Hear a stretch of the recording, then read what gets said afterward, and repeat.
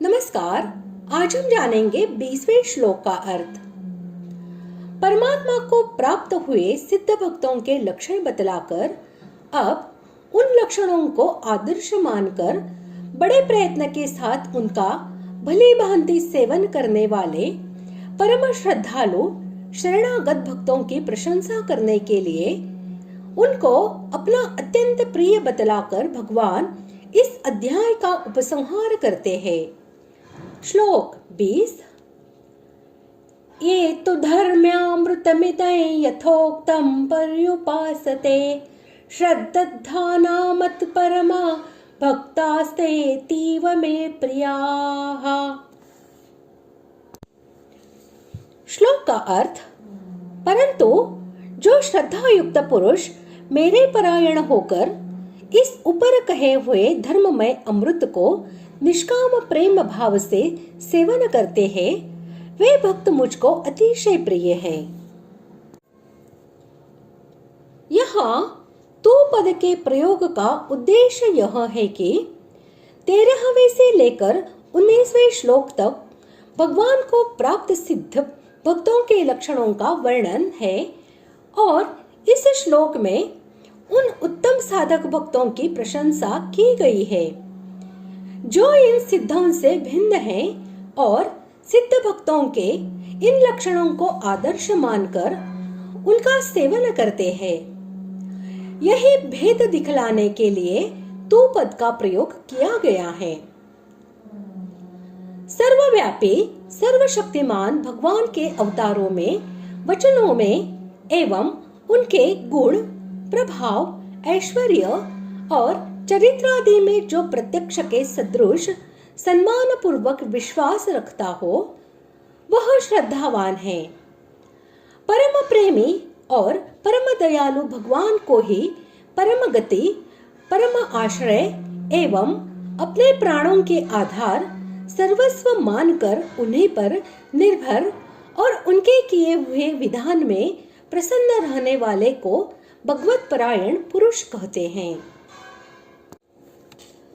उपर्युक्त 7 श्लोकों में वर्णित भगवत भक्तों के लक्षणों को यहाँ धर्ममय अमृत के नाम से कहने का अभिप्राय यह है कि भगवत भक्तों के उपर्युक्त लक्षण ही वस्तुतः मानव धर्म का सच्चा स्वरूप है। इन्हीं के पालन में मनुष्य जन्म की सार्थकता है, क्योंकि इनके पालन से साधक सदा के लिए मृत्यु के पंजे से छूट जाता है और उसे अमृत स्वरूप भगवान की प्राप्ति हो जाती है। इसी भाव को स्पष्ट समझाने के लिए यहाँ इस लक्षण समुदाय का नाम धर्ममय अमृत रखा गया है। यहाँ पर्युपासते का अभिप्राय यह है कि भली भांति तत्पर होकर निष्काम प्रेम भाव से इन उपर्युक्त लक्षणों का श्रद्धा पूर्वक सदा सर्वदा सेवन करना, यही पर्युपासते का अभिप्राय है। पहले 7 श्लोकों में भगवत प्राप्त सिद्ध भक्तों के लक्षणों का वर्णन करते हुए उनको तो भगवान ने अपना प्रिय भक्त बतलाया और इस श्लोक में जो सिद्ध नहीं है परंतु इन लक्षणों की उपासना करने वाले साधक भक्त है, उनको अतिशय प्रिय कहा। इसका कारण यह है कि जिन सिद्ध भक्तों को भगवान की प्राप्ति हो चुकी है, उनमें तो उपर्युक्त लक्षण स्वाभाविक ही रहते हैं और भगवान के साथ उनका नित्य तादात्म्य संबंध हो जाता है।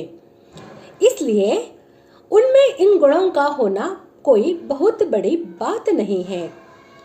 परंतु जिन एकनिष्ठ साधक भक्तों को भगवान के प्रत्यक्ष दर्शन नहीं हुए हैं, तो भी वे भगवान पर विश्वास करके परम श्रद्धा के साथ तन, मन, धन सर्वस्व भगवान के अर्पण करके उन्हीं के परायण हो जाते हैं तथा भगवान के दर्शनों के लिए निरंतर उन्हीं का निष्काम भाव से प्रेम पूर्वक चिंतन करते रहते हैं और सतत चेष्टा करके उपर्युक्त लक्षणों के अनुसार ही अपना जीवन बिताना चाहते हैं। बिना प्रत्यक्ष दर्शन हुए भी केवल विश्वास पर उनका इतना निर्भर हो जाना विशेष महत्व की बात है। इसीलिए भगवान को वे विशेष प्रिय होते हैं। ऐसे प्रेमी भक्तों को भगवान अपना नित्य संग प्रदान करके जब तक संतुष्ट नहीं कर देते तब तक वे उनके ऋणी ही बने रहते हैं। ऐसे भगवान की मान्यता है। अतएव भगवान का उन्हें सिद्ध भक्तों की अपेक्षा भी अतिशय प्रिय कहना उचित ही है। इस प्रकार आज हमने 20वें श्लोक का अर्थ जान लिया है और इसी के साथ हमारा 12वां अध्याय पूर्ण हुआ। ओम तत्सदिति श्रीमद्भगवद्गीतासु उपनिषत्सु ब्रह्म विद्यायां योगशास्त्रे श्रीकृष्णार्जुन संवादे भक्ति योगो नाम 12वाध्यायः। इस प्रकार ओम तत्सत इन भगवान नामों के उच्चारण पूर्वक ब्रह्म विद्या और योग शास्त्र में श्रीमद् भगवद गीतोपनिषद रूप श्री कृष्णार्जुन संवाद में भक्ति योग नामक 12वां अध्याय पूर्ण हुआ। अगले भाग में हम 13वें अध्याय का आरंभ कर रहे हैं। धन्यवाद।